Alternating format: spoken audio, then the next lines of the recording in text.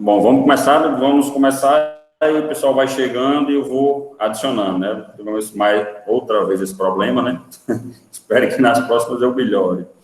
Bom, pessoal, boa noite. A nossa nova disciplina, Fundamentos da Economia, pela previsão das aulas, né? Eu coloquei no grupo que ontem, né, antes de ontem, né, que eu acabei trocando as datas. Eu achava que a prova era na segunda, só que a prova foi ontem, e a primeira aula, em vez que eu tinha dito que iniciaria ontem, está iniciando hoje. Então, pelo nosso cronograma, aulas hoje e amanhã, 20, 22, próxima semana apenas 2 dias também, por conta do feriado, dia 21, e dia 27 e dia 28. Embora o dia 27 aí tenha avaliação, o dia 28 também tem avaliação, mas acredito que apenas foi só um erro de digitação, e sim, dia 27 tem aula, e a nossa avaliação, dia 28. Neste caso, serão 5 aulas com conteúdo, talvez algum exercício, algo do tipo, alguma prática, vamos ver. Prática, acho que não, porque o assunto é muito teoria, então não vai ter tanta prática.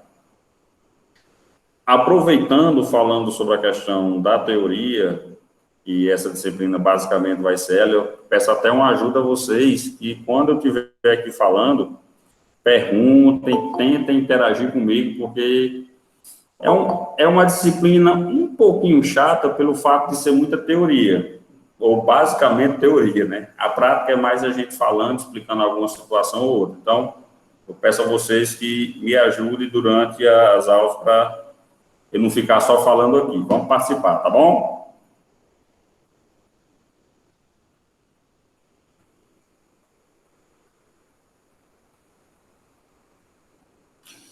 Vocês estão vendo aí minha tela por completo, não é isso?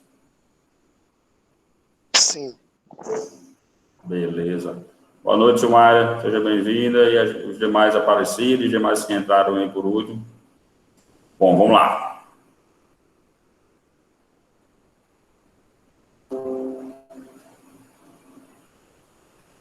Deixa eu só aumentar aqui. Vocês estão vendo aí minha tela, não é isso? Sim. Beleza. Então, fundamentos da economia. Nossa disciplina, ela vai trazer um pouco da realidade, não da nossa realidade direta aqui da região, mas eu vou tentar trazer para vocês uma situação, como o nome já diz, né, da economia no Brasil, algumas informações que já aconteceram, o que estão acontecendo e o que se tem de previsão a acontecer. Embora ela seja fundamentos, no sentido de demonstra para a gente ter o entendimento do que é economia, não só do que é o entendimento, mas o porquê que chegou a se ter esses entendimentos. E os dois tópicos iniciais são, digamos assim, um dos carros-chefes dessa disciplina, que é a microeconomia e a macroeconomia. Pela nomenclatura, a gente já vai percebendo as, digamos, diferenças, que aponta para quê?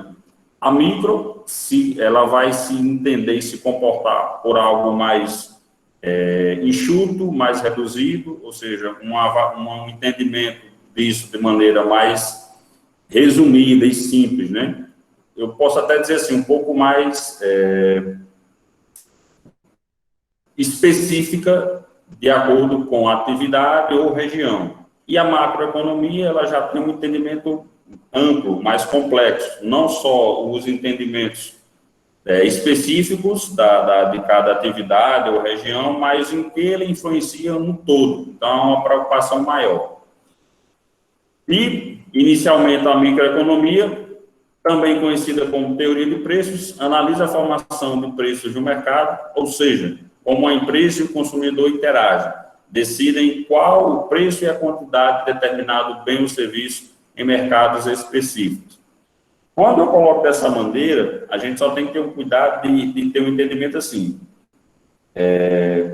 preços definidos pela empresa e pelo consumidor. Não é a empresa, não é o consumidor que eles se juntam, opa, consumidor, vem cá, vamos dar uma conversada, vamos estipular o preço desse serviço e o preço desse produto ou dessa mercadoria. Não é assim, né? É mais um entendimento que eu vou falar um pouquinho mais na frente, né, da demanda e procura. Quando eu coloco essa situação que é uma conversa entre empresa e consumidor, é porque quanto mais, digamos assim, quanto mais se necessita daquele produto, há uma tendência do preço subir.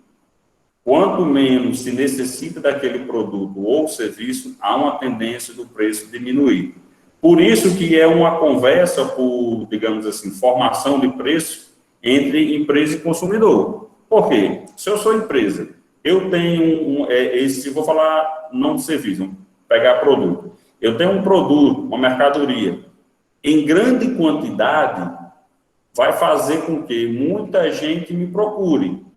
Então, se muita gente me procura, o preço vai subir ou vai diminuir? João Paulo, tem uma variação aí, um entendimento. Será que, assim, quanto mais se procura, mais aumenta? Ou quanto mais se procura, diminui?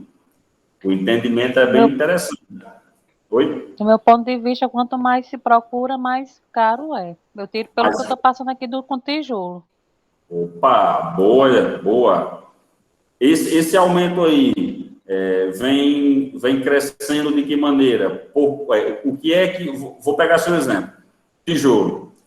O preço está aumentando. Está aumentando porque a cerâmica não tá conseguindo lhe entregar o tijolo, não é isso? Assim, geralmente quando a gente chega, diz que já tem muita venda na frente, tem que agendar, aquela coisa toda. Aí entra naquela situação. Vamos lá, João Paulo, mas o que é que eu,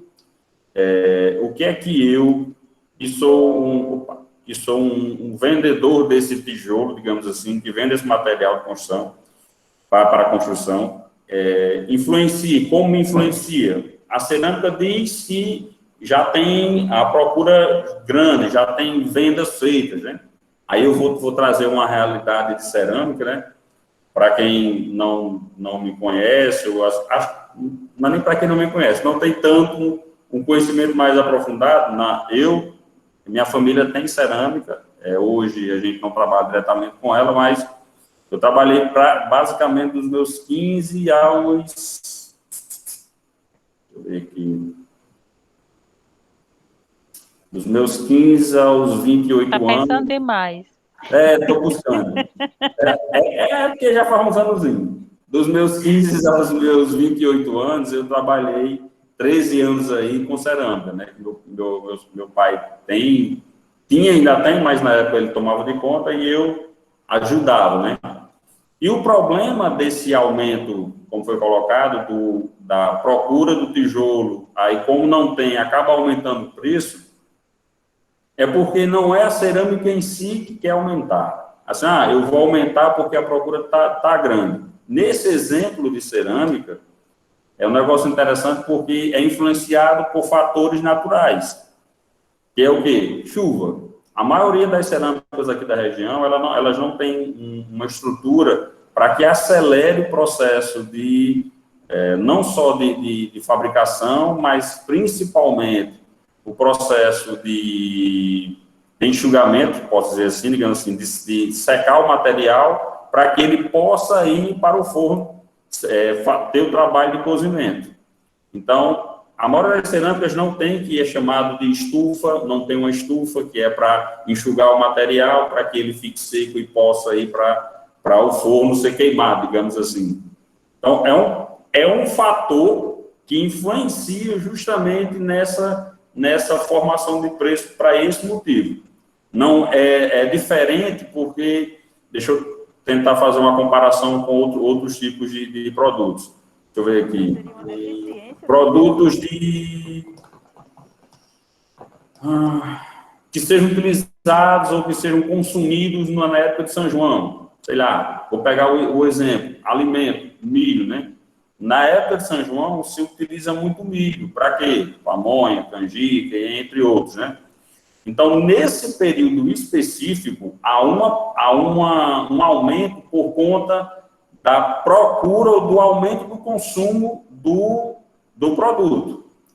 Diferente do tijolo, ele só aumenta quando há esse período chuvoso para essas cerâmicas. Se você pegar, aí vão falar, mas espera aí, se eu preciso do tijolo para vender aqui, eu chego na cerâmica, a cerâmica não tem o material porque já fizeram compras na minha frente para garantir, digamos assim, aquela produção, aquele material que ainda vai ficar pronto. O porquê, como é que eu posso fazer? Aí, digamos assim, é esperar pedir primeiro, tentar ir para uma cerâmica que tenha uma estrutura que comporte ter o tijolo mais rápido. João Paulo, mas espera aí, eu já procurei uma cerâmica que tenha estufa, que tenha um forno contínuo, que ele queima material direto, e teoricamente não falta o tijolo. Mas mesmo lá, o preço ainda continua caro. Aí entra, eu vou falar melhor dessa situação mais lá na frente, que é o quê? Embora eu tenha o tijolo, eu tenha uma pequena quantidade, ou não, ou grande quantidade, eu aproveito o cenário econômico no qual eu estou inserido para poder aumentar meu material. Porque vocês imaginem aí, uma cerâmica que não tem estufa, não tem forno contínuo, ela vai demorar mais, por conta do período chuvoso, a ter o material pronto. Aí ela, por ter pouco material, digamos assim, e a procura muito alta, ela bota o preço lá em cima. Aí imagina se outra cerâmica que tem toda a estrutura, digamos, vai ter uma quantidade um pouco maior do que aquela que não tem estrutura e quer deixar o preço mais barato. Poderia fazer isso? Poderia, mas aí aquela outra cerâmica vai estar deixando a oportunidade de passar para aumentar a margem de lucro ou aumentar o faturamento dela.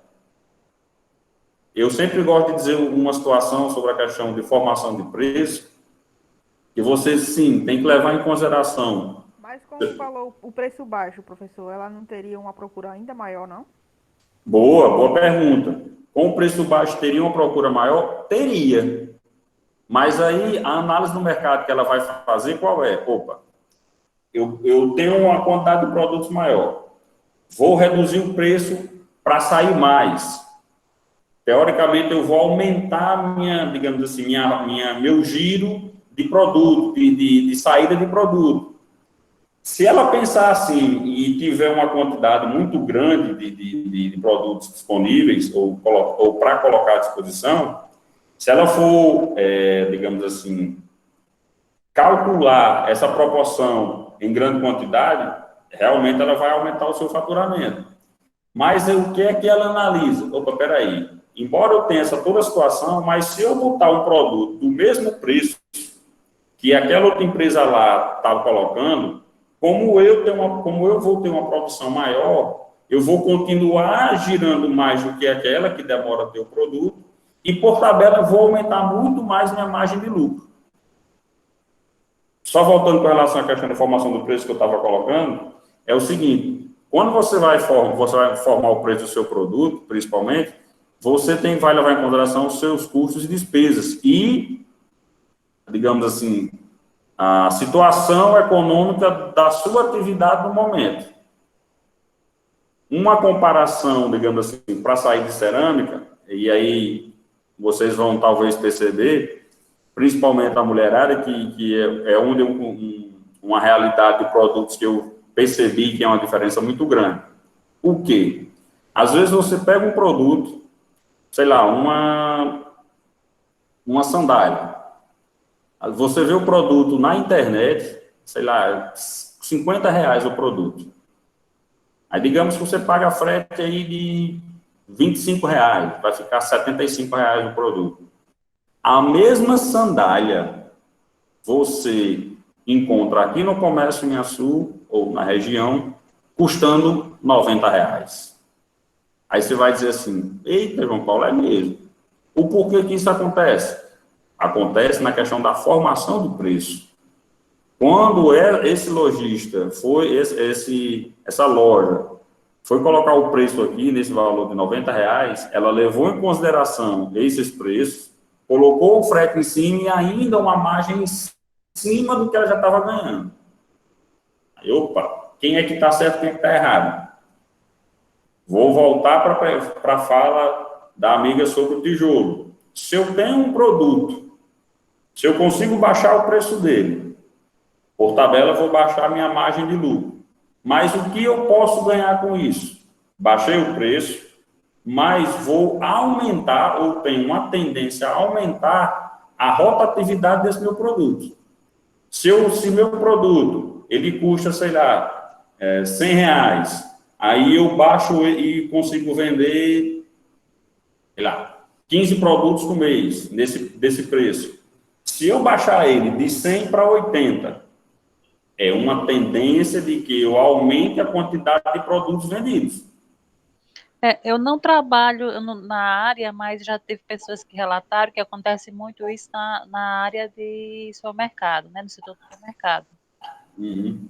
Você Acontece. baixa o valor e tem uma rotatividade maior. Isso. Assim, esses produtos, aí é só o que eu tenho de conhecimento.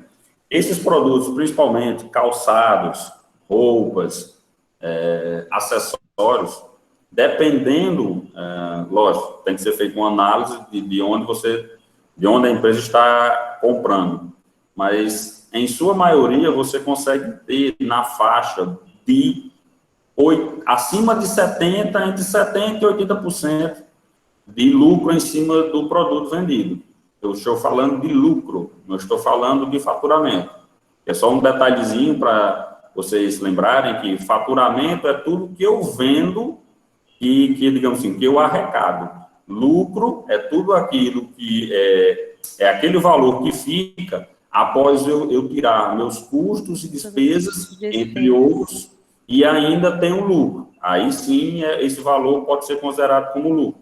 Tem pessoas que confundem essa questão de faturamento ou lucro. Eu faturei R$20 mil esse mês. Eu lucrei R$20 mil.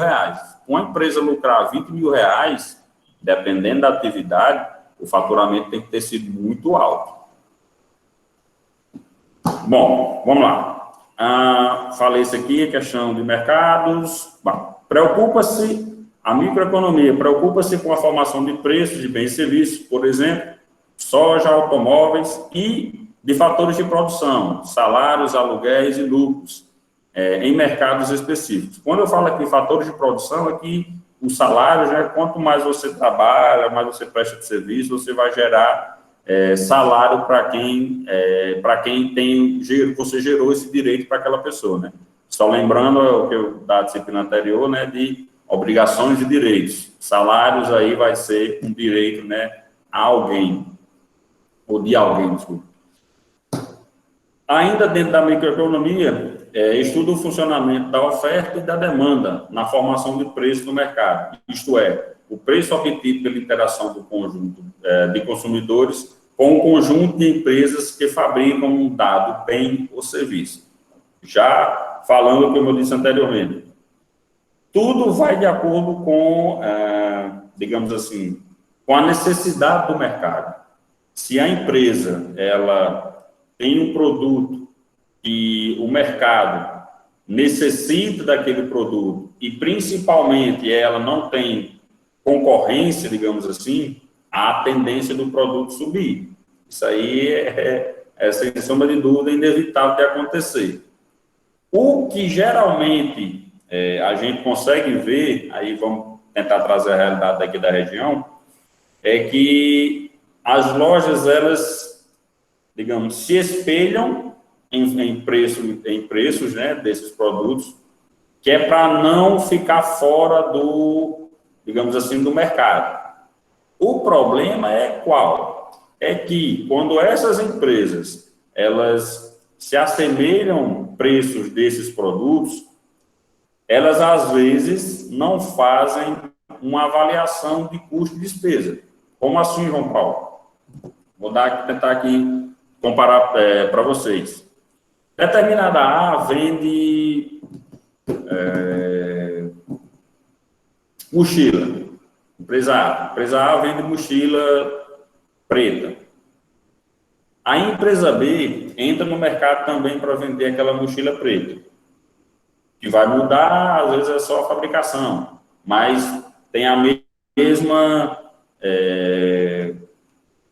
qualidade, os mesmos formatos, que muda só a fabricação. Aí, empresa A vende a mochila por R$80. A empresa B pensa assim, opa, minha mochila que eu vou vender aqui é do mesmo jeito, ou muito semelhante à da empresa A. Vou colocar R$80. Aí tem um problema, qual é? Será que os custos e despesas da empresa A são os mesmos da empresa B? Custo e despesa? Aí vai chegar na frente, vai chegar daqui a 2 anos e 4 meses, que é a média hoje atual de vida das micro e pequenas empresas, né, da região. Quando chega lá com 2 anos e 4 meses, a empresa B fechou. Aí diz, mas como é que pode? Empresa A vende o mesmo produto que eu, praticamente o mesmo produto, mesmo preço, tem o mesmo quadro de colaboradores, né, os funcionários, há uma estrutura também muito semelhante. E por que eu quebrei e ele não quebrou? Aí está a questão. Talvez a empresa A tenha feito uma análise de quanto seria sua margem de lucro. E nessa análise de margem de lucro, ela não se preocupou em ter uma margem muito grande de lucro. Ela se preocupou em ter uma margem pequena para que suas mochilas tivessem saída. Já a empresa B, o que foi que ela fez? Fez uma análise, disse que era R$80, não, vou pegar o preço. Quando foi calcular os seus custos e despesas, sua margem de lucro também era pequena. Opa, João Paulo, mas aí onde é que está o erro? Aí é outra análise do que a gente tem que fazer. A qualidade que eu citei anteriormente, das duas ter a mesma qualidade, pode ser um indicador, pode ser. Qualidade de um, qualidade de outro. Tem uma diferença? Essa margem de lucro que a empresa B se assemelha à margem de lucro da empresa A, aí onde está. Eu gosto de dar um exemplo, exemplos assim do que eu já presenciei, né, e vivi, e empresas aqui da região, elas são praticamente abertas no mesmo período, não vou citar nomes, elas foram abertas, na verdade, no mesmo período, e uma fechou bem mais rápido, a outra teve uns atropelos, mas conseguiu se manter. Por coincidência, eu tinha conhecimento de situações fiscais da empresa, né? Quando a gente foi ver o problema dessa empresa que fechou, foi mais ou menos esse.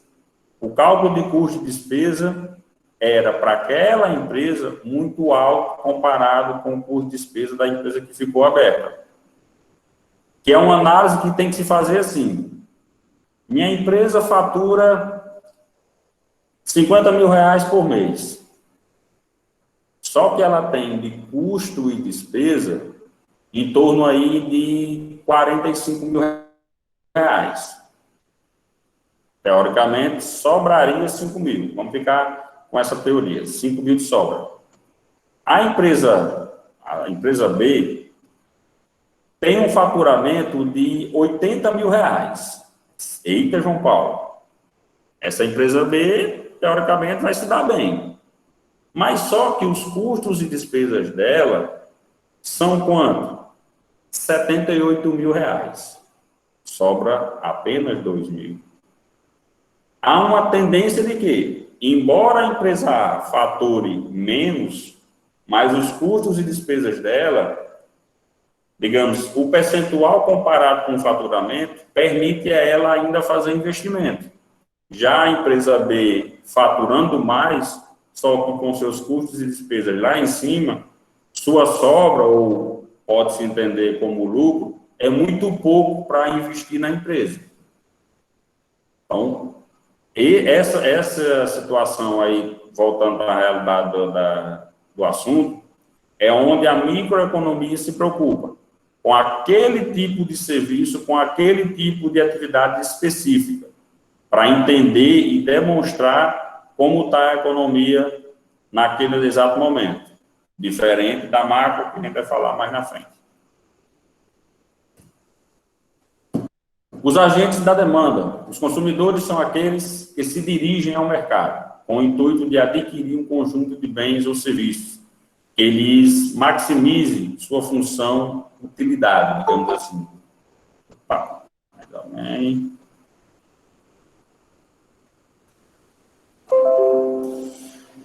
A microeconomia está voltada fundamentalmente para as unidades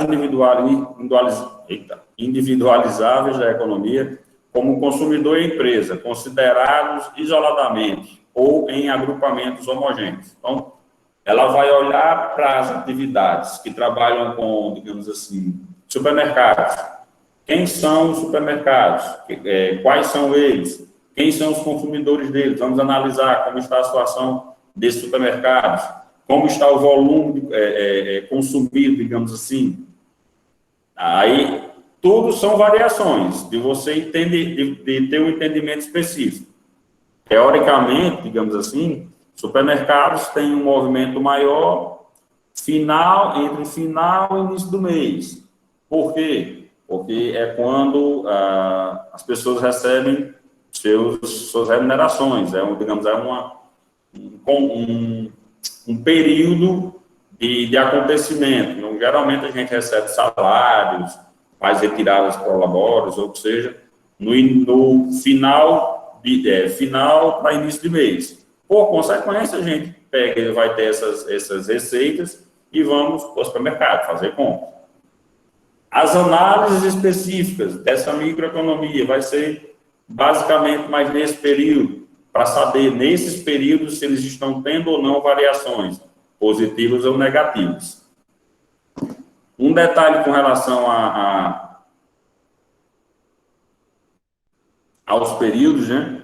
Aí vou fazer um encaixe do que voltou a acontecer agora, que é aquele auxílio emergencial, né? A diferença é que agora que o auxílio emergencial, ele, além de diminuir o valor, ele também restringiu mais ainda quem tem acesso, né? Quem pode ter acesso a esse tipo de rendimento.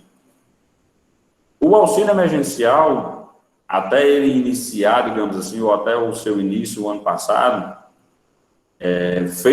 antes de iniciar, estava fazendo com que a economia local, digamos assim, vamos fazer a nossa realidade, passasse por dificuldades. Quando começou a sair o auxílio emergencial, e naquelas datas, né, específicas de liberação do dinheiro, os comércios começaram a ter uma pequena reação. Lógico. Isso falando das atividades essenciais, né? Aquelas atividades não essenciais, em sua maioria, passaram ou ainda estão passando por dificuldades. Mas só para questão de exemplo, não só as atividades essenciais tiveram um aumento do seu faturamento, mas algumas atividades não essenciais, digamos assim, também tiveram um aumento. É uma situação básica, prática. Empresas que vendem, ou lojas que vendiam, ou que vendem ventilador. Aqui em Açu, por incrível que pareça, a informação que eu consegui ter é que aqui em Açu, lojas que vendiam ou que vendem ventilador, nesse período da pandemia, teve um aumento nas vendas desse tipo de produto. É um produto, digamos assim, é uma atividade essencial? Não. Mas pessoas que receberam essa ajuda, esse auxílio emergencial, e mantiveram seus empregos também com outro benefício, puderam pegar esse recurso e, digamos assim, destinar para outra situação. A gente não vai falar aqui a questão de se foi certo ou se foi errado, porque cada um tem seus motivos, né? Loja de Mas construção também, durante a pandemia, teve uma grande alta. teve uma alta. Sim, procura, né? Loja de construção. Porque é aquele negócio, né? São duas situações. Não só o recurso liberado do auxílio emergencial, mas as pessoas que receberam a redução da jornada de trabalho, né? Que eram carteiras assinadas e fizeram aquele acordo para ou reduzir a jornada ou então ficar em casa durante um certo período. E o governo repassava o salário, né? Uma forma de ajudar para manter os empregos. Essas pessoas se mantiveram com seus salários, teoricamente, um gasto que ele teria pela questão de ir trabalhar e voltar, como estavam em casa, aí começaram a analisar assim, opa, eu estou em casa, vou pegar o exemplo aí do depósito de material de construção. Tem que fazer uma reforminha aqui no banheiro, tem que mudar aqui o sanitário, tem que mudar o chuveiro, vou comprar. A questão dos ventiladores, o porquê também do aumento. Muitas pessoas que passavam o dia fora trabalhando e só utilizavam os ventiladores na parte da noite, tiveram que comprar mais ventiladores. Por quê? Porque estavam indo o dia todo em casa e eram mais pessoas em casa utilizando ventilador e só aqueles que tinham não estavam mais dando, digamos, dando vencimento, digamos. Então, tudo isso é digamos, um circuito que vai fazendo com que esses tipos de atividades vão tendo aumento ou não. E a microeconomia, voltando para o nosso assunto, a microeconomia ela vai em cima disso. A microeconomia analisada nesses tipos de produtos, ventiladores, celulares, depósito de material de construção, garanto a vocês que a análise feita nesses tipos de atividades foi positiva, por incrível que pareça, durante a pandemia, ou está sendo, né, digamos assim. Foi sim, eu fui uma que renovei minha casa todinha, reformei a casa só durante a pandemia, ano passado todinho. Olha aí, tá vendo? Aí se você estivesse trabalhando, talvez não tivesse tempo, não tivesse disponibilidade, né, para poder parar e fazer essa reforma. É verdade. Vamos lá, continuando. O comportamento do consumidor, a busca da satisfação máxima com sua restrição orçamentária e outras motivações. Então, também é um fator que é analisado por esse tipo de situação. Espera aí, tem até a questão do que está falando agora, né? Satisfação. Será que a minha satisfação de consumo agora, nesse período, com esse tipo de atividade, está alta ou não está? Também vai ser influenciado ou vai ser estudado por esse tipo de economia. O comportamento da empresa, a busca do lucro máximo, com sua estrutura de custos e com a atuação da concorrência e outras motivações. Então, o que é que vai ser analisado pela microeconomia? Espera aí. Tem uma empresa, sempre, e aí trazendo a realidade, ou a realidade não, trazendo o assunto da nossa disciplina anterior, que eu falei que toda empresa, ela tinha sido criada para gerar riqueza. A gente pode ter o entendimento que toda empresa, ela tem por necessidade gerar lucro. E aqui, a busca do lucro máximo. Se minha empresa tem como essência isso de buscar o lucro máximo, levando em consideração custos, despesas, tenho que levar também em consideração a concorrência. E essas outras motivações é uma realidade do que aconteceu justamente com a pandemia. Do início, desde quando iniciou a pandemia até hoje, a gente percebe que outras motivações fizeram com que as empresas se preocupassem em lucrar mais ainda. Quais foram as motivações? A venda online. Foi uma motivação que fez com que as empresas buscassem isso, lucrar mais ainda por conta da venda online. Eu conheço e tenho clientes que não tinham nenhuma forma de venda online, nenhuma mesmo. Ou, no máximo, era alguém ligar para a loja e perguntar se tinha um determinado produto lá. Mas a forma, digamos assim, motivações para se vender a mais vieram com a venda online. Ou, digamos, a preocupação, na verdade, né? Foi através dessas vendas online. Como? Redes sociais, né? Vocês devem, alguns aqui que trabalham ou que têm empresa, se sentiram na obrigação, foram motivados para ter que fazer essas vendas online. Seja no Instagram, seja com o Facebook, talvez, mas acho que mais com o Instagram e principalmente com o WhatsApp, né? Fazendo aqueles... não digo mais a palavrinha, se não me engano, são cartões digitais, né? Onde lá tinha todo um portfólio dos produtos que vendiam para poder fazer com que as empresas aumentassem ainda mais o seu lucro. Isso é por tabela, não só para manter o lucro, mas também por aumentar. Aí eu pergunto a você, quem é que pode me responder? Do início da pandemia até hoje, vocês, digamos assim, acharam mais importante vender os produtos com preço menor ou ter uma, digamos...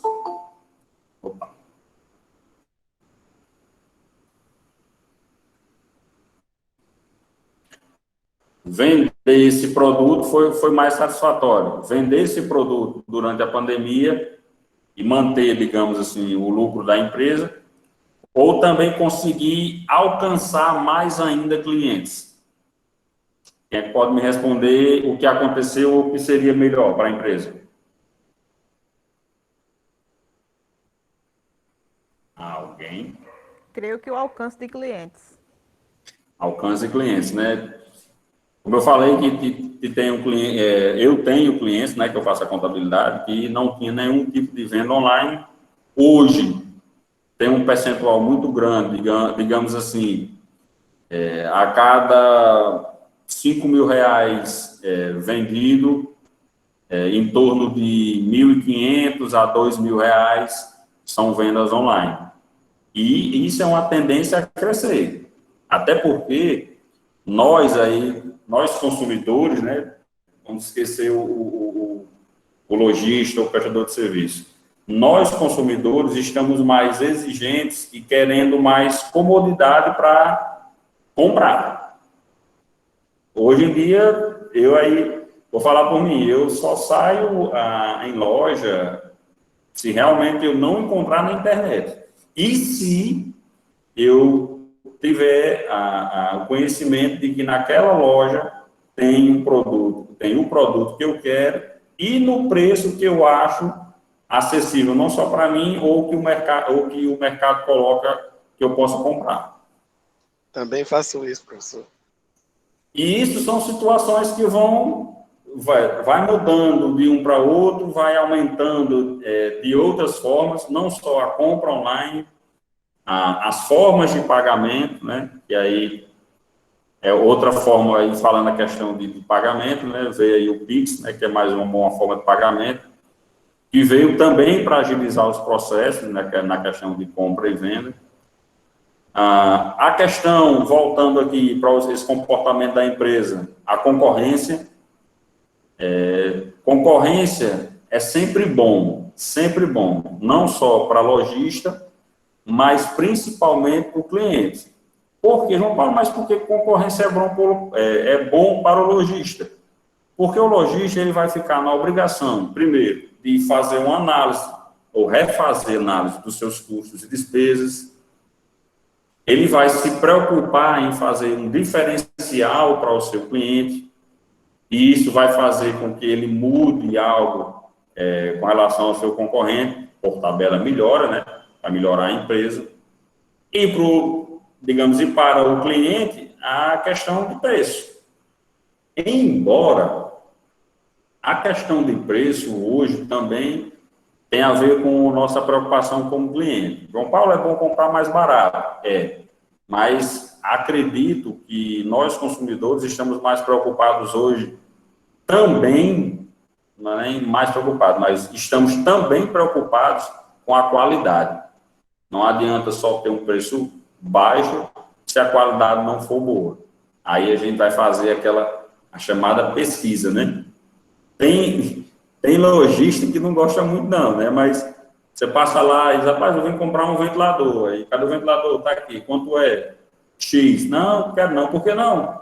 Eu passei em outra loja ali, está um preço mais barato, mas eu ainda vou continuar pesquisando. Aí, se é um cara, se é um lojista que busca ter faturamento, ter saída, ele vai pegar o cliente para dar negociado, né?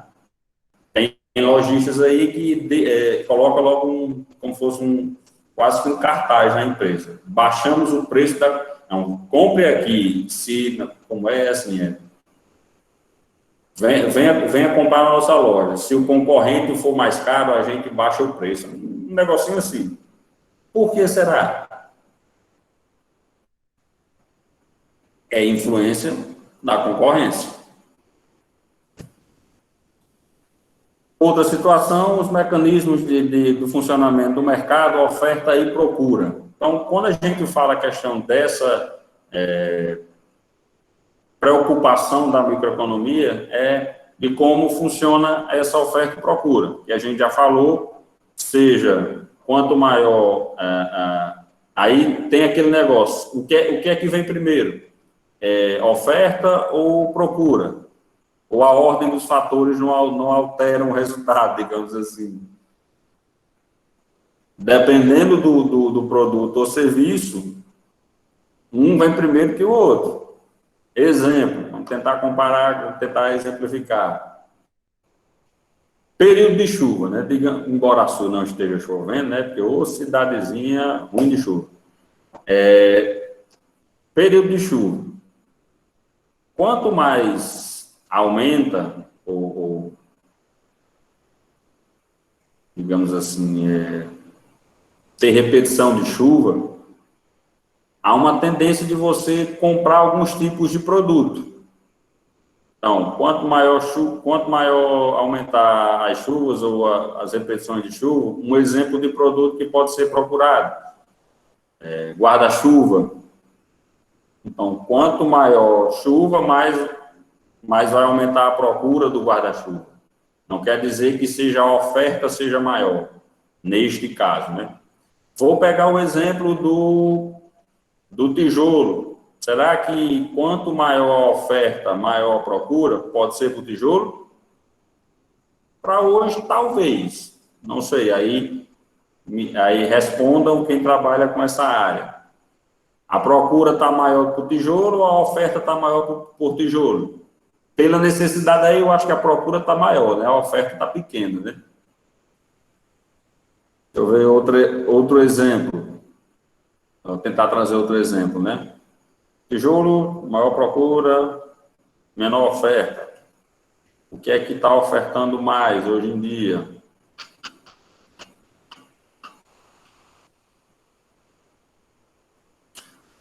Tem uma atividade, uma prestação de serviço que eu hoje vejo que aqui em Açu a oferta está bem alta, que são os chamados lanches, né? Os chamados fast food, digamos assim. Hoje a gente tem uma oferta muito alta, muito alta aqui em Açu, pelo menos é o que eu vejo. Uma quantidade grande de pessoas vendendo ou prestando esse serviço. A procura, ela também é alta? Sim, acho que sim. Também tem uma procura muito alta. Então, é uma situação em que... Oi? Eu creio que seja na mesma proporção. Tem um detalhe, porque assim, eu acho que não só a questão do fast food, na verdade, talvez seja mais a comida a domicílio, né? Entrega a domicílio, na verdade. Porque eu não vou falar só do fast food, né? Porque tem muita gente que compra, preferiu mudar ou já vem fazendo isso há muito tempo, que é a compra de quentinha, né? De comprar comer de marmita, né? Não ter esse trabalho de fazer a alimentação em casa. Eu acho que esse sim, acho que esse a procura, a oferta também está muito alta e a procura também está muito alta. Fast food, né? Porque tem muita gente que talvez não coma muito ou se preocupa em buscar apenas finais de semana e tal, mas a comida... O senhor já reparou, professor, que assim, a maioria das esquinas que você anda em Açu tem alguém vendendo alguma coisa? Já Isso, repararam? isso. Foi justamente isso que eu falei. E aqui em Açu eu vejo uma oferta muito grande desse tipo de serviço. Como você disse, em praticamente todas as esquinas você vê, né, uma forma de falar, né, que você vê alguém oferecendo. É um pastel, é um cachorro-quente, é um salgado, né, o que a gente chama de salgado, e aí se vai. Aqui em Açu já teve um pico muito alto de oferta, sabe de quê? Açaí. Eu me lembro que uns anos atrás, aqui em Açu, minha Nossa Senhora, não era nem esquina, era na rua mesmo você tinha 3, 4 pontos de açaí. O negócio era absurdo. Hoje em dia já está mais reduzido a oferta. Não que ainda não tenha muito, mas comparado aí talvez 5, 6 anos aí, ou mais um pouquinho, era a oferta demais de gente vendendo açaí. E a procura também era Hoje, alta. para achar um com qualidade, também você roda, né? Aí entra naquilo que eu falei anteriormente, há pouco tempo, né? Hoje a gente está mais preocupado não só com o preço, mas também com a qualidade. Basicamente, aliás, não basicamente, mas muitas pessoas estão tentando achar esse meu termo. Preço não tão alto, mas que traga junto com um preço acessível uma qualidade muito boa. E a qualidade também está inserida em outras situações, que a gente diz qualidade. É qualidade do quê? Só digamos, falando de alimentação, né? Só a qualidade do alimento em si que a gente está consumindo? Não. Pode ser inserido também o ambiente, né?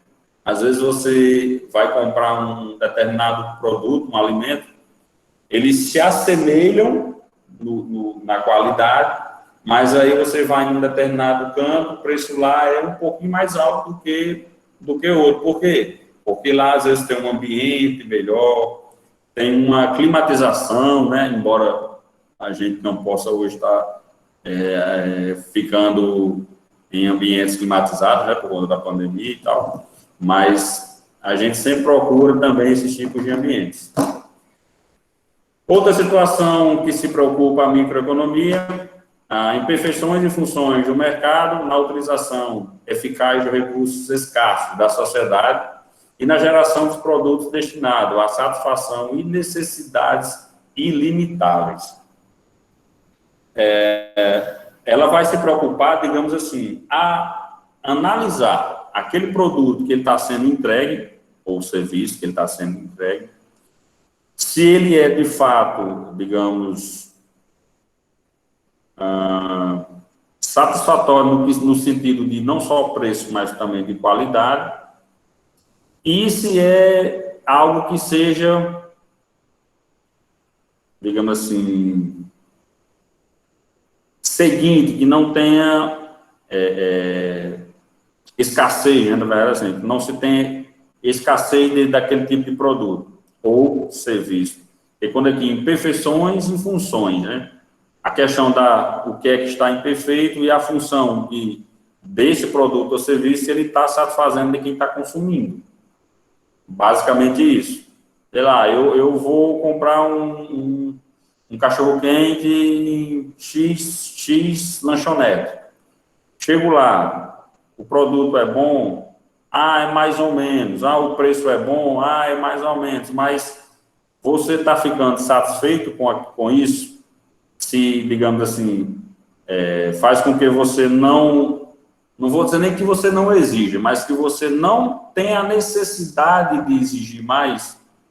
Tipo assim, não, comprei o cachorro-quente, enchi meu bucho, paguei um preço bom, tá bom. Aí alguém vai dizer assim, João Paulo, mas o cachorro-quente e a salsicha não estava muito assada. Se para mim, João Paulo, o cachorro-quente tá bom daquele jeito, beleza. Isso é uma análise também que é feita por essa microeconomia. Lembrando que é sempre voltada a tipos específicos de atividades, ou seja, produtos e serviços, e aquelas pessoas que utilizam aquele tipo de produto e serviço. Por quê? Porque tem pessoas que procuram, ainda falando a questão de restaurantes, de lanches, né? Tem pessoas que procuram, elas estão procurando restaurantes e lanches que tenham aquele tipo de produto e aquele nível de preço. Aquilo ali já satisfaz. Já tem outras pessoas que se preocupam com um tipo de produto um pouco mais, digamos assim,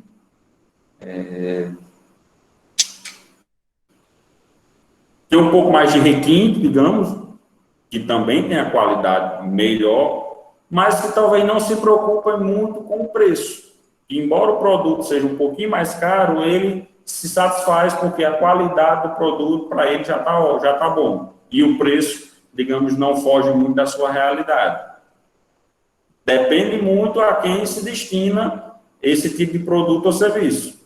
Eu não posso querer comparar, ou eu não posso dizer quem está certo ou quem está errado, digamos assim. Pessoas que fazem, deixa eu ver aqui, pessoas que fazem compras aqui, por exemplo, pessoas que fazem feiras, faz sua feira mensal aqui em Açu, com pessoas que fazem sua feira mensal em Mossoró. João Paulo, mas como assim? Não, as pessoas se satisfazem comprando sua feira aqui em Açu. Se vai ter a mesma qualidade ou não, é uma situação. Se tem um produto mais caro ou mais barato, é outra situação que influencia. Mas eu não posso dizer que quem compra aqui está fazendo certo ou está fazendo errado, ou que quem vai comprar em Mossoró está fazendo certo ou está fazendo errado. Por quê? Porque ambos se satisfazem com aquele tipo de situação. É uma necessidade para eles que ali está bom e pronto. Pode ser ilimitada essa necessidade? Pode ser, mas, de certa forma, aquele limite mínimo ali já permite a eles um grau de satisfação, não só na qualidade e também no preço. Resumido, pode ser entendido dessa maneira. As remunerações pagas aos agentes que participam do processo produtivo e sua repartição da renda social. Também, aí vamos lá, quem participa desse processo? Vou tentar trazer aqui um exemplo.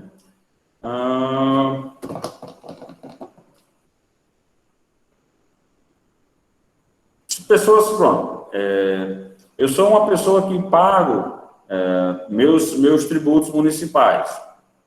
Eu faço parte de um processo produtivo, que é o quê? Pagar os impostos municipais para que eu tenha de retorno uma satisfação do uso público, sejam ruas, iluminação, saneamento, o que mais? Qualidade nos espaços públicos, né, digamos assim. Então, essas pessoas, como é que elas utilizam esse recurso? Como é que eu coloco? Como é que elas pagam e participam desse processo produtivo? Fiz minha parte, participei, está satisfatório, não está satisfatório, não só minha participação, mas também o que eu estou recebendo em troca, também faz parte desse tipo de análise. Não vamos entrar aqui na discussão de se o quanto a gente participa é muito ou é pouco, ou o quanto nos vem de devolução de satisfação, digamos assim, é muito ou é pouco. Aí é outro problema. Só uma coisa que o João Paulo, eu gosto de questionar, é um tipo de participação que a gente tem em iluminações públicas, né, que é aquela taxa de iluminação que vem na nossa conta de energia.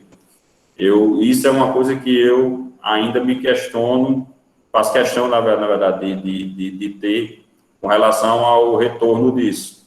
Porque eu faço a minha participação, digamos, sou um agente que pago aquela participação, mas não vejo o retorno como deveria.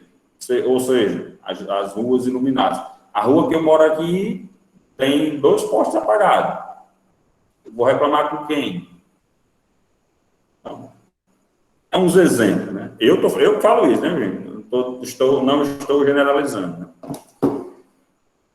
Os preços recebidos pelas unidades que geram cada um dos bens e serviços que compõem o produto social. Em sequência, esse exemplo que eu falei, ela vai analisar se aquilo que é recebido e que vai ser transformado, digamos assim, para um resultado como um todo, desculpa, não como um todo, que aí é a questão da marca, para um resultado específico, se também está sendo feito de maneira correta, ou o que é que está precisando melhorar. Eu sempre gosto de dizer assim, não é que esteja errado, é que precisa melhorar algumas situações. Custo e benefícios privados e o interesse maior do bem comum. Custo e benefícios privados, ainda resumidamente, aquele tipo específico de atividade, de serviço, embora seja para um bem comum. Tipo, o exemplo, né? Sou um agente de remuneração que pago minhas contribuições para que eu tenha uma rua boa, não só para mim, mas, por consequência, vai ser um bem comum a quem mora nessa rua. Questão da iluminação, quais são os custos e benefícios que são privados específicos daquela pessoa que você, que nós, no caso, né? Pagamos, mas que é benefício não só para mim, mas também como um bem comum de quem está inserido naquele setor, ou seja, na rua que eu moro, também quem é que se beneficia disso que eu pago. Qual é o custo que eu tenho, qual é o benefício que eu tenho. É para mim? Não. É um bem comum a quem pertence a essa rua. Pressupostos básicos da análise da microeconomia. A hipótese, coeteros, paribus, adotam-se essa hipótese torna-se possível o estudo de determinado mercado, selecionando-se apenas as variáveis que influenciam os agentes econômicos, consumidores e produtores, nesse particular mercado, independentemente de outros fatores que estão em outros mercados, podem, ou poderem, no caso, influenciá-los. É interessante, assim, qual a importância desses tipos de consumidores e produtores, ou chamados agentes econômicos, eles trazem, independentemente, para nosso mercado específico. Eles são de fora. Sim, são de fora, mas o que é que eles podem influenciar na nossa realidade particular? João Paulo, peraí, não estou entendendo. Como assim essas pessoas de fora? Vamos tentar trazer para vocês a realidade, ou um exemplo, né? Ainda falando das ruas, né? Eu tenho, ou moro numa rua que não é tão utilizada por, digamos, caminhões pesados ou carros pesados. Eles são consumidores que, mesmo não tendo uma frequência ou não utilização dessa rua, por eles não viverem a realidade dela, eles, digamos, não deveriam fazer parte dessa análise.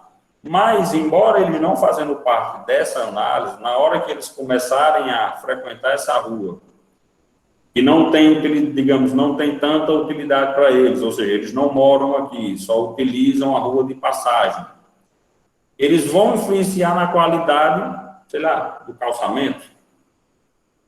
Eles não são utilizadores particular desse tipo de produto. Eu digo assim, particular por não residir na rua, mas eles utilizam de passagem. Não falo, mas aí eles não se tornam como agentes utilizadores particular? No meu entendimento, não. Porque eles não são específicos, digamos assim, moradores. Então, eles influenciam de alguma forma ao que acontece nessa rua. Você quer um exemplo melhor? Pronto, um caminhão baú. Ele foi passar, ele vinha fazendo entrega de determinados produtos de uma empresa Aí viu que a rua que ele ia deixar o produto não era a que ele passou, a principal. Era numa rua depois. Só que ele errou o caminho e veio por essa rua. Veio por essa rua, digamos, que eu moro, por exemplo. Aí foi passar aqui na rua e torou um fio de internet. Ele não é um consumidor particular dessa rua, ou seja, para utilizar ela como caminho para fazer a entrega dele. Só que ele influenciou em algo dessa rua. E foi o quê? Torou o cabo de internet, sei lá, daqui da minha casa ou de outras casas. Independentemente dele ser utilizador ou não, fatores que ele, situações que ele provocou aqui foram importantes, digamos assim, para o resultado de algo que era utilizado, de quem morava em particular aqui da rua. Vocês estão conseguindo me entender? Quem não tiver, me diga, pelo amor de Deus. Oi, ninguém? Achando que o povo não está nessa aula. Estou vendo. Papel dos preços relativos. São mais relevantes os preços relativos, isto é, os preços de um bem em relação aos demais, do que os preços absolutos, chamados isolados, das mercadorias ou desses produtos. Ainda com relação à influência de concorrência, né? Talvez a gente leve em consideração isso aí. Quando eu coloco, são mais relevantes os preços relativos. O que é que tem a ver com a concorrência? Vou vender um produto, aí o preço que eu quero vender, ou que eu pretendo, assim, que eu estou calculando para formar, eles vão ser relativos a um concorrente meu. Como em que, João Paulo?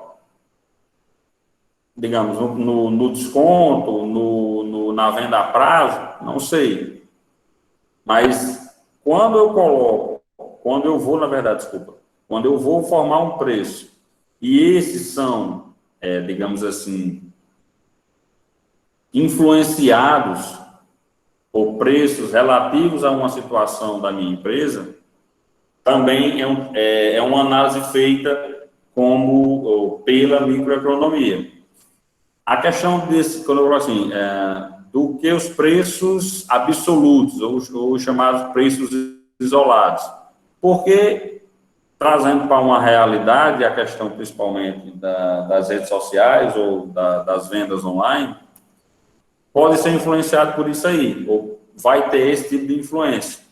Embora um preço seja absoluto, vendido em lojas físicas, mas eu vou colocar um preço relativo, eu vou formar um preço relativo, porque eu não tenho influências de custos e despesas iguais ao que essas lojas físicas têm. E aí, aproveitando a situação, é um tipo também de economia que cresceu bastante, é a economia das vendas online.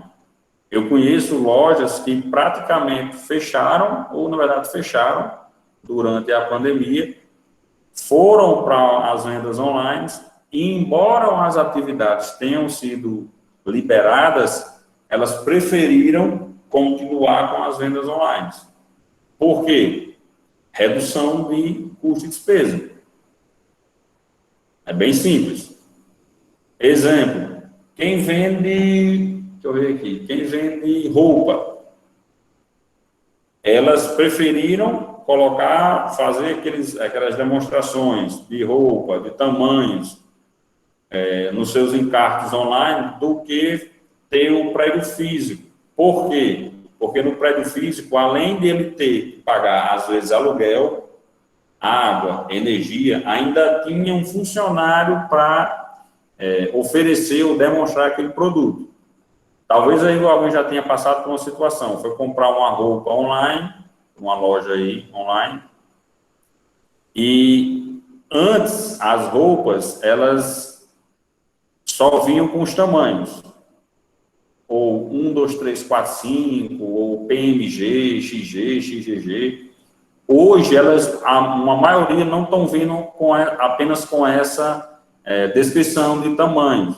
Estão vindo com os tamanhos em centímetros. Um exemplo,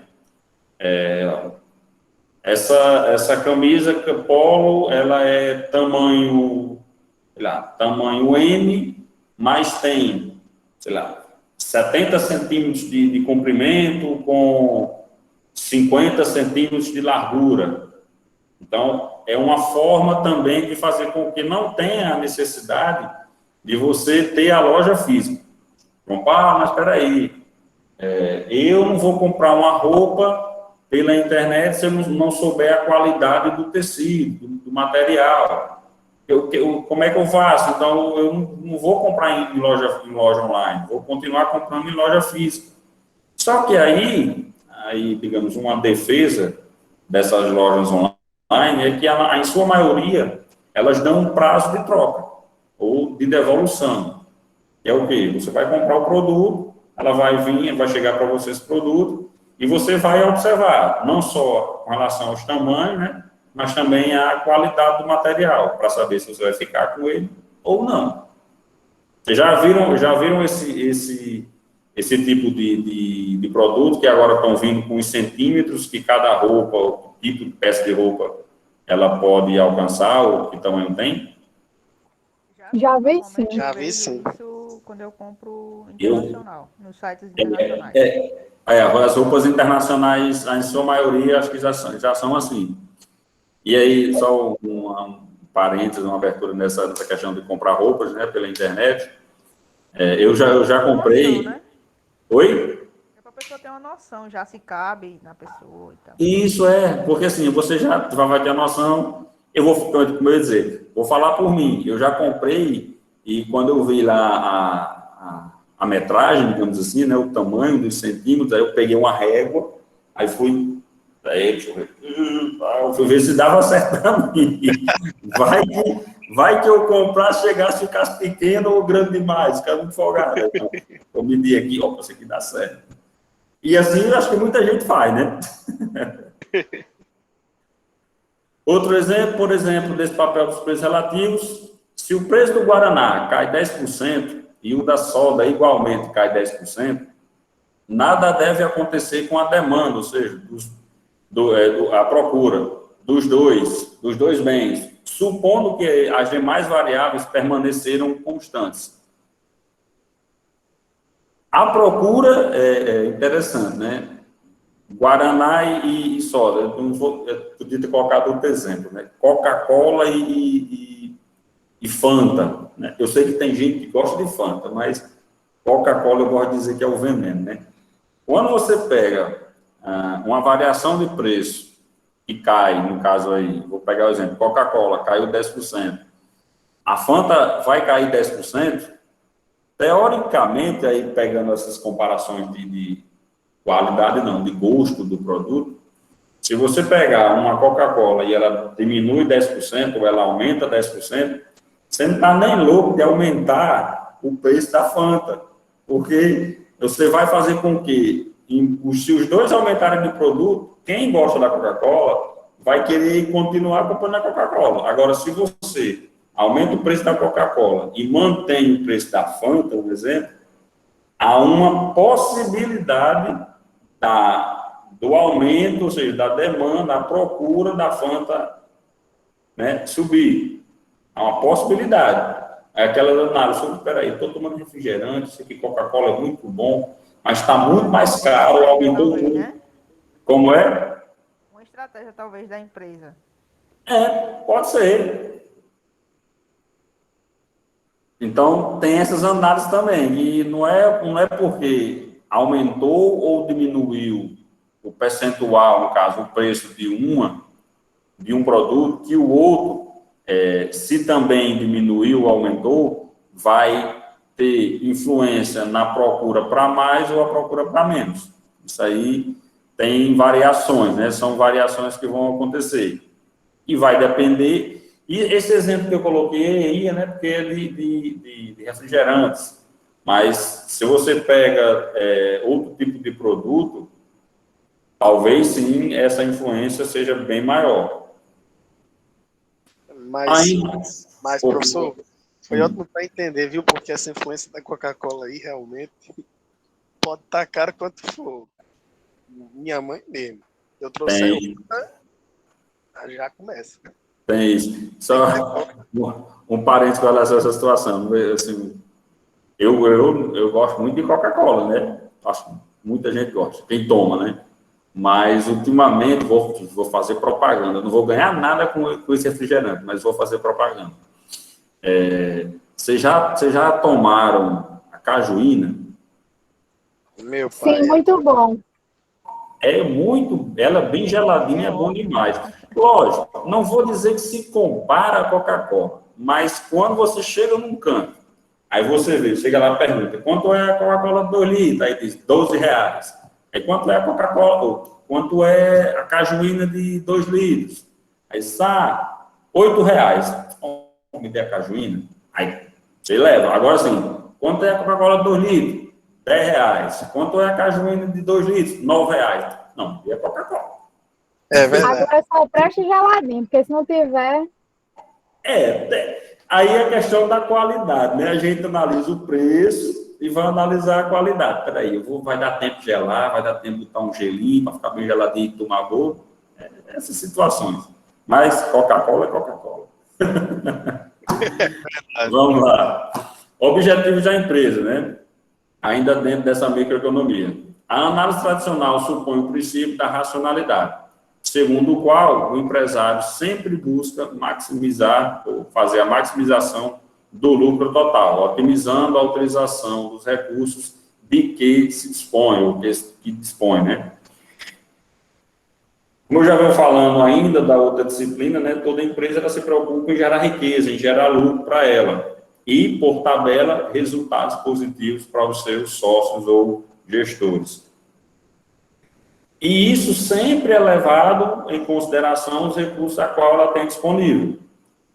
Quando as empresas conseguem utilizar esses recursos, manter os custos e despesas de uma forma, digamos assim, harmoniosa, há uma tendência muito grande de se aumentar ainda mais o lucro da empresa. E o objetivo delas, digamos, é sempre para isso. O que às vezes acontece é que, para se atingir ou se fazer essa maximização do lucro ou dos lucros, que devem ser feitos, no caso, as empresas burlam, digamos assim, a forma de utilizar esses recursos. João Paulo, como assim? Vou tentar fazer uma comparação. Uma empresa que constrói casa, constrói e vende casa. Uma empresa, ela está criada para gerar riqueza, gerar lucro. Por tabela, ela tem que gerar lucro, ou aumentar mais ainda, maximizar o seu lucro, com aqueles recursos que ela tem disponível, que é o quê? Primeiro, a qualidade do serviço utilizado. Pedreiros e serventes, vamos pegar assim. O material a ser utilizado, a qualidade do tijolo, a qualidade das telhas, da madeira, do cimento, da cerâmica, da massa feita, né, para o reboco e utilizado também para levantar as paredes. Tudo isso tem que ser utilizado da melhor maneira. Só que, quando eu falei que a forma de usar esse recurso nem sempre é a forma correta, ela pode proporcionar uma geração maior ou um aumento desse lucro. Como, João Paulo? Aí talvez vocês conheçam alguém ou tenham passado por isso. Foram comprar, determinada pessoa vai comprar uma casa, essa empresa que constrói casa e vende, viu lá a casa toda bonitinha, toda bem rebocada, bem pintadazinha, telhado bem bonitinho e tal. Entrou para morar na casa, com o passar de um certo período, começou a ver que o reboco das paredes mal passava a mão e ele já se esfarinhava. Opa, João Paulo, o que é que isso tem a ver com a questão de maximizar o lucro daquela empresa que vendeu a casa? No que o material, o recurso utilizado para fazer aquele reboco deveria ter sido feito, aí eu vou falar aqui um pouquinho o pouco que eu sei.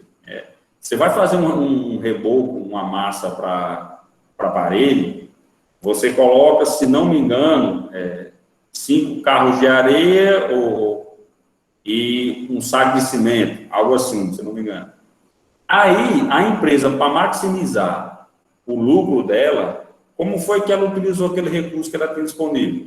Em vez de colocar 5 latas de areia e um saco de cimento, ela utilizou o quê? 8 latas de areia para um saco de cimento. João Paulo, ainda não estou entendendo. Quanto menor a quantidade de areia com o cimento, se você coloca uma quantidade menor de areia com aquele cimento, ela vai ficar com o que a gente chama a massa, né, o reboco, ele mais duro, mais resistente, mais forte. Se você coloca uma quantidade maior de areia, ele vai ficar com aquela massa mais fina, mais fraca. Então, voltando, a empresa, para aumentar o seu lucro, maximizar o seu lucro, utilizou o recurso de forma errada. Ela aumentou o seu lucro, não se preocupou em utilizar o recurso correto. Essa questão aí que eu coloco de sempre buscar maximizar o lucro, mas otimizando a utilização dos recursos que tem disponível, é isso. É você quer aumentar o seu lucro, mas você sabe utilizar o seu recurso de maneira que ele otimize, ele melhore, ou, na verdade, ele mantenha a qualidade daquilo, mas que, por tabela, mesmo assim, vai aumentar o seu lucro. Outra forma é de você reduzir o custo ou a despesa daquela atividade ou daquele serviço, para que você, se eu mantenho a qualidade, se eu utilizo meus recursos bem, mantendo a qualidade dele, reduzindo custo e despesa, por tabela, meu lucro vai aumentar. Eu sei que não é fácil conseguir isso tudo. Eu sei que não é fácil. Existe análise a serem feitas, um cuidado, como até eu coloco aqui, o princípio racional para se fazer isso, para que se tenha esse tipo de resultado. Professor? Oi. Até é interessante que aqui, todo posto que a gente vai, geralmente tem frentista, né? Isso. Mas os postos lá de fora não tem, né? Em suma, principalmente aí no que a gente, pelo menos, observa, né, na Europa e Estados Unidos, basicamente, né, a gente consegue identificar isso. Aí, o porquê disso?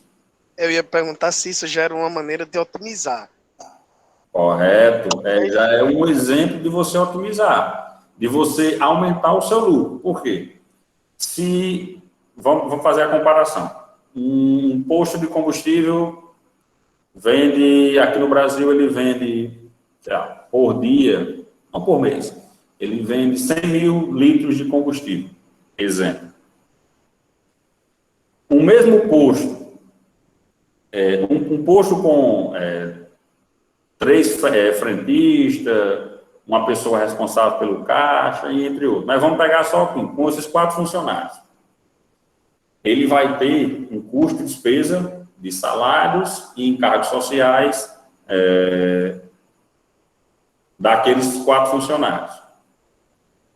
Outro posto, se por acaso aqui no Brasil, ele também vender 100 mil litros de combustíveis por mês, com o mesmo preço daquele outro posto, e ele não tiver os frentistas, por tabela, ele vai aumentar o lucro que ele tem mensalmente, porque não vai ter aqueles custos e despesas que se tem por ter um quadro de funcionários.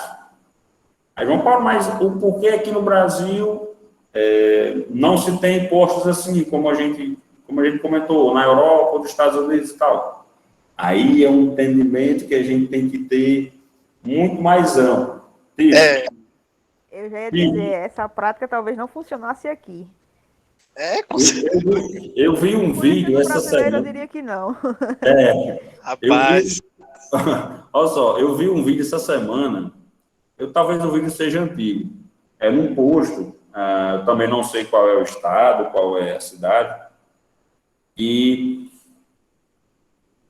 tem uma frentista, uma mulher, o carro para abastecer, aí a tampa do tanque, né, abre sozinho ali e tal, ela abastece. Quando ela termina de abastecer, ela tira a mangueira de abastecimento e ela dá uma batidazinha assim no carro, que é para talvez o motorista olhar e conferir o valor abastecido, aí o carro avança, arranca, vai-se embora. Então, assim, se com frentistas já está acontecendo isso, ou seja, o não pagamento, imagine sem. João Paulo, mas espera aí, não tem uma diferença no abastecimento daqui para lá? Qual seria? É que lá, um dos motivos é o seguinte, você quer abastecer, você desça, em algumas bombas lá, né, ou elas recebem cédula, ou elas recebem cartão. Aí você já tem que ou inserir as cédulas daquele valor para dar aquela quantidade de litros a serem liberados, ou então passar o cartão já antecipadamente. Então, se aqui no Brasil for assim, é uma possibilidade sim de acontecer. Só que aí entra em outro motivo, que é a nossa cultura, que também influencia na questão da economia. Nós não temos essa cultura de nós mesmos abastecer, descer do carro, falar com o frentista. Em sua maioria, a gente fica dentro do carro, diz o valor que quer abastecer, e quando é para passar no cartão, o próprio frentista já traz a máquina, né, a máquina de cartão, próximo ao motorista, ou quem for pagar dentro do carro. Então, é uma cultura, tudo isso é cultura. professor, Isso é uma questão que talvez venha à tona várias outras coisas, né? Como, por exemplo, tá tirando o emprego do frentista. Isso, correto. Professor. Também. É muito amplo, diga lá. Eu tava estudando sobre isso um dia desse agora. Aí, também, principalmente aqui no Brasil, é o quesito da segurança da pessoa. Sim. Eu não tinha entendido isso ainda não, porque realmente a gente sabe que o nosso país é um país muito violento. Isso aí é uma realidade. Isso. E, por exemplo, muitas pessoas não iam se sentir seguras de descer à noite para abastecer. Correto. Porque na hora que ela descer do carro, mesmo que ela tenha lá uma maquineta junto da bomba de combustível para ela inserir o cartão, na hora que ela parar e descer para inserir o cartão, pode chegar, né, um assaltante e tal, e assaltar ela, roubar, outras coisas e tal, sequestrar. Então, como eu disse, como a gente já falou aqui. É uma gama de coisas, né? Na verdade, É uma gama de situações que vai fazer com que a gente não possa, digamos, ainda ter esse tipo de realidade. Apesar de que algumas situações que nós achávamos que não íamos conseguir fazer, nós já estamos conseguindo. Que é o quê? A fala que eu falei anteriormente, a compra online. Muitas pessoas dizem, não, você está vendo que eu não vou comprar nada pela internet, que eu não estou vendo, não estou pegando no produto, vou comprar para quando chegar aqui, se não prestar. Muitas pessoas ainda têm esse problema. Eu já passei por uma situação de comprar um produto, há uns anos atrás, e de eu comprar um produto que eram umas caixinhas de som para o meu notebook, e quando chegou dentro da caixa, pesadinho e tudo, quando eu abri, tinha um tijolo. Lógico, eu pedi devolução, tive estornado a minha compra, mas eu fiquei, digamos assim, a gente fica insatisfeito. Às vezes não é nem culpa de quem a gente comprou, do site que a gente comprou, mas digamos, no traslado, no deslocamento do produto, aconteceu isso. Mas tudo é costume, a cultura, né, de se alterando, de se fazendo. Outra coisa, produtos, feira, né, supermercado.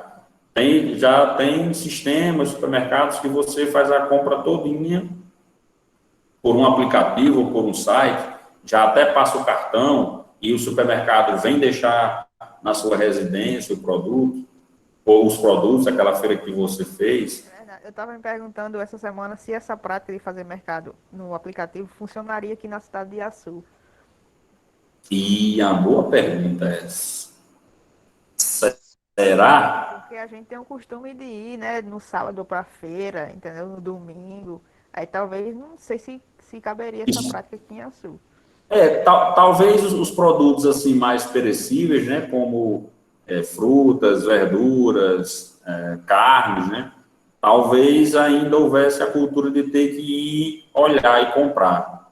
Porque tem pessoas, é interessante, né, você falou uma situação, muitas pessoas, elas compram, digamos, os cereais, né, nos supermercados e vão comprar fruta, verdura e carnes em feiras livres. Pela questão, às vezes, como é que chama, do produto ser mais fresco, né?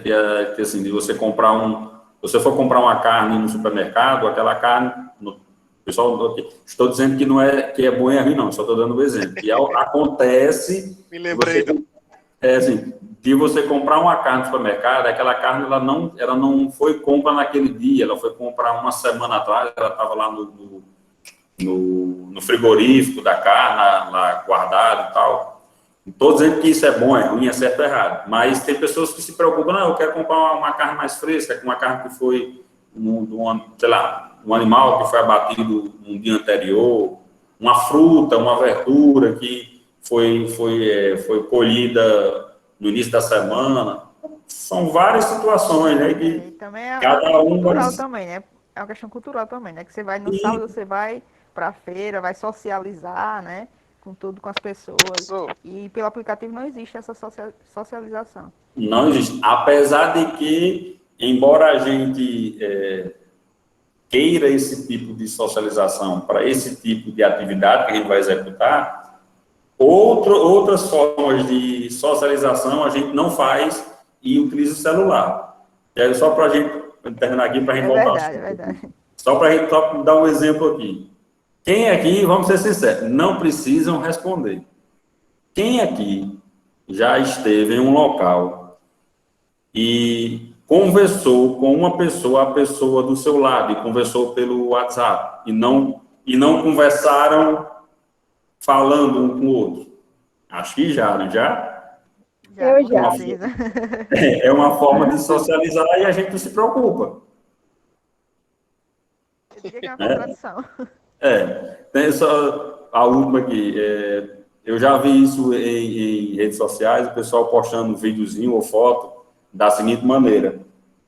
Vão sair para um restaurante, um barzinho, que seja, aí colocam uma cesta lá no meio, né? Aí todo mundo coloca os celulares dentro. Aí coloca uma placazinha. Aquele que pegar o celular primeiro paga a conta. É uma forma de obrigar todo mundo a socializar. Porque senão vai ter alguém que não, deixa eu olhar aqui uma mensagem. Deixa eu postar aqui um negócio. E assim vai. Professor. Oi. A Aparecida aqui tá me avisando para avisar o senhor que ela saiu da aula porque o computador dela deu um problema. Tranquilo. Vamos lá, continuando aqui, voltando. Já falei de digitalizações. Ainda dos objetivos, né? Essa corrente enfatiza conceitos como receita marginal, custo marginal e produtividade marginal, em lugar de conceitos de média, receita média, custo médio, produtividade média. Daí ser chamado de marginalista, porque a microeconomia ela se preocupa mais com algo específico, como eu falei, né, daquela atividade, daquelas pessoas que utilizam ou que prestam aquele serviço e necessitam daquele produto ou prestam aquele tipo de serviço ou necessitam daquele tipo de serviço. Quem se preocupa com essas médias já é ou vai ser, que a gente vai falar mais na frente, é a macroeconomia, que ela não se preocupa em olhar apenas um tipo de atividade, ela quer saber a média geral de todas as atividades para dar resposta para aquela análise, né, feita. E as correntes alternativas consideram que o móvel do empresário, digamos assim, não seria a maximização do lucro. Embora existam, digamos assim, correntes de estudiosos que consideram esse tipo de situação do empresário, eu, João Paulo, digo que também concordo, que talvez o que move os empresários não seria a maximização do lucro, e sim o que a empresa representa para a continuidade dela mesma, ou para o que ela representa para a continuidade de retorno para ele mesmo, no caso empresário. Já falando como empresa, aí eu já digo o contrário. E eu vou repetir, todas as empresas, pessoas jurídicas, lembrando lá da nossa disciplina de contabilidade básica, a pessoa jurídica, ela sempre está preocupada em gerar riquezas e aumentar os seus lucros. Ela tem digamos, esse foco. Se vai conseguir, aí é outra situação, mas que ela pensa só naquilo, sim, pensa só no aumento do seu lucro, de aumentar a sua riqueza. O empresário ele pode realmente pensar diferente. Não, eu estou pensando aqui que se a empresa continuar tendo perspectiva de vida bem mais para frente, é sinal que eu vou continuar recebendo os meus recursos aqui investidos nela. Lógico, João Paulo, quer dizer que o empresário não se preocupe em aumentar o seu lucro? Não estou dizendo que ele não se preocupe, mas o principal talvez seja ele saber que vai ter continuidade de retorno daquele investimento. Do que adianta, exemplo, do que adianta um empresário assim, não, eu quero lucrar e estou pouco me importando se minha empresa vai continuar viva, se aquela pessoa jurídica vai continuar viva. Se ele pensar assim, como assim, João Paulo? Eu vou ter um lucro aqui de 100 mil reais esse mês, mas próximo mês a empresa pode falir, eu não estou nem aí. Se ele pensar assim, eu acho que não está certo, não. Ele vai se dar mal. Ele tem que pensar em... Como é? Esse aí tá bem louco, né? Esse aí tá bem louco. Mas posso dizer a você uma coisa, não falta não, viu? Tem gente que se preocupa, por incrível que pareça, em ter um lucro específico naquele período e tchau, acabou-se. Aí ele vai procurar fazer outro tipo de investimento, outro tipo de negócio, para ter lucro em outra coisa. Tem pessoas capazes disso. Eu conheço vou citar nomes, eu conheço uma pessoa aqui em Açu, ele já colocou 5 tipos de negócios. Não é assim, João Paulo, ele abriu uma lojinha de roupa, depois uma de roupa de academia, outra de roupa de festa, não. Ele abriu negócios totalmente diferentes um do outro. Tipo, um era uma academia, o outro era uma loja de acessórios, outro era uma empresa de material de construção, tudo assim. A diferença é que ele abria, tinha um pequeno retorno em um curto espaço de tempo, depois quebrava. Aí quebrava, passava um período, aí lá na frente, voltava e abria outro tipo de negócio. Aí quando foi na primeira, na segunda eu participei. Quando foi a partir da terceira, aí eu disse a ele, amigo, não me leve a mal, mas procura um profissional para lhe dar assessoria e consultoria de contabilidade.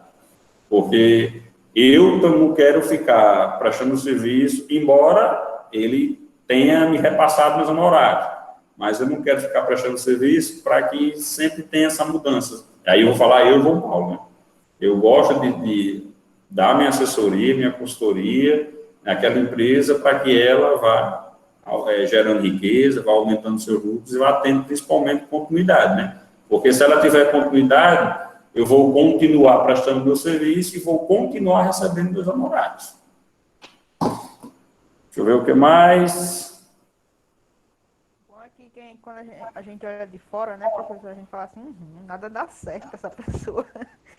Fala um pouquinho mais alto, não entendi. Quando a gente olha de fora, né, fala assim, não, nada dá certo aí nesse negócio. Nada dá certo. Aí entra aquelas análises, né? O que foi que faltou? Foi a forma correta de gerenciar os custos e despesas, a forma correta de formar o preço daquele produto, daquele serviço, o desvio, né, do lucro que estava sendo obtido para algo que não era de retorno futuro para a empresa, que é aquela situação, acho que eu já falei na outra disciplina, né, que são pessoas que têm a pessoa jurídica a qual eles estão associados, elas lhe dão um retorno, digamos, um lucro, e a pessoa física pega aquele lucro da pessoa jurídica e utiliza em algo que não vai retornar para a pessoa jurídica. Foi o exemplo que eu dei, né, de comprar carro, de fazer gastos que não tem nada a ver com o que a pessoa jurídica faz. O exemplo, né, a empresa tira lá um lucro de 20 mil reais no mês, aí o que é que o empresário vai? Pega os 20 mil reais e compra um carro, dá de entrada no carro para ele, pessoa física. João Paulo, isso está errado? Aí a gente tem que fazer análise do que é certo e o que é errado. Economicamente, se é lucro da empresa, ele teria que, eu e João Paulo falando, como contador, né? Deveria reinvestir ou investir na empresa para que ela gerasse mais ainda lucro. E não pegar o lucro da empresa e gastar com algo que não tem nada a ver com a empresa, que dali para onde ele for utilizar aquele lucro, não vai gerar riqueza nenhuma para a empresa. Isso é a opinião, né? Mas cada um utiliza os recursos, sejam lucros ou não, da forma que achar melhor para si, né? Pessoal, vamos parar por hoje para a gente não continuar. Ainda faltam algumas frases, algumas slides falando de microeconomia. A gente continua amanhã, então vamos parar por hoje. A gente encerra esse assunto de microeconomia e de macroeconomia. Ok? Ok. Eu só sair aqui da nossa telinha. Parar aqui as apresentações. Ok. Bem rapidinho. Na disciplina passada, eu tirei um print aqui da foto de todo mundo e fiz uma postagem. Acho que o CETEP marcou alguém lá. Da próxima vez, eu vou pedir para vocês me mandarem os nomes de vocês no Instagram, porque eu tiro o print só marcando cada um. Valeu, gente. Boa noite, até amanhã. Boa noite. Boa noite, até amanhã. Até amanhã.